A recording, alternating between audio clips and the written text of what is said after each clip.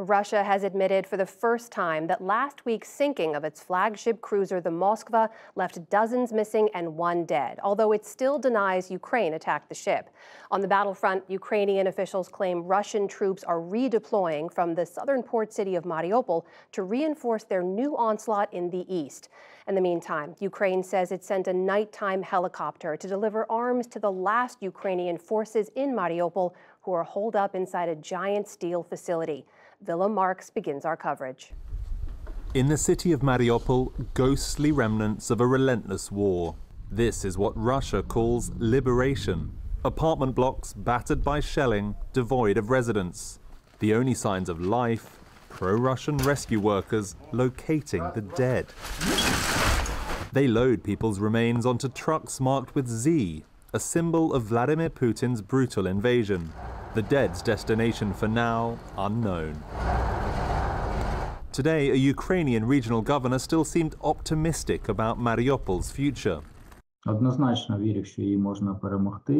unequivocally believe that Russians can be defeated. They are not taught to lose, but they overestimate themselves. The last few Ukrainian fighters are bunkered down in a steel plant by the sea. Russian forces say they'll no longer try to storm that facility, but instead will besiege it. British officials say it's likely Russia prefers simply to surround it, to free up their forces for operations elsewhere. On social media channels, pro-Kremlin propagandists embedded with the Russian army publish videos they say showed troops moving east, away from Mariupol. But military analysts say Russian forces in the city suffered substantially, and Moscow may struggle to redeploy rapidly to other battle fronts. One Russian commander talked of fresh territorial ambitions in the south of Ukraine, suggesting a new access route to Transnistria, a pro-Russian enclave in neighboring Moldova. It's unclear if these comments reflect official Kremlin policy. Back east, meanwhile, Russian troops continue their assault on the Donbass. Overnight, a hospital near Donetsk damaged under direct shell fire.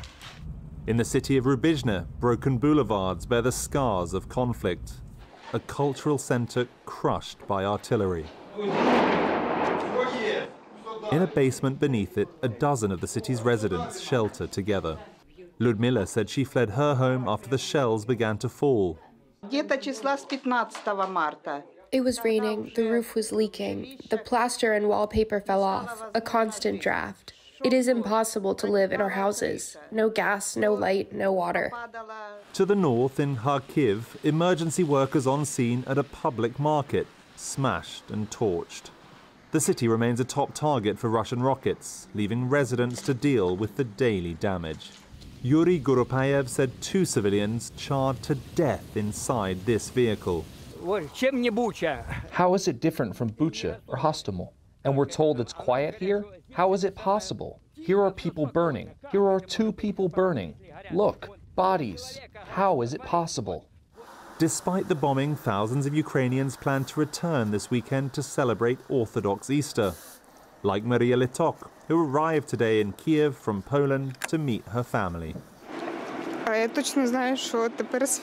I am now confident that the world is aware that we are strong. It is important because just a few people knew about Ukraine. Now almost every person can show the city of Kharkiv on a map. Home for the holidays, but for how long, unclear.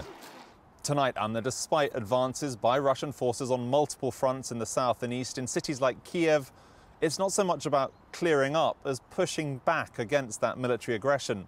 The national flag is still fluttering behind me, traffic has returned to the city centre, and with the evening curfew pushed back till late, restaurants and bars remain open for customers. But just an hour or 2 from where we're standing, awful scenes of devastation and destruction in many directions throughout surrounding towns and villages. Amna? And the NewsHour's coverage of the war in Ukraine is supported in partnership with the Pulitzer Center.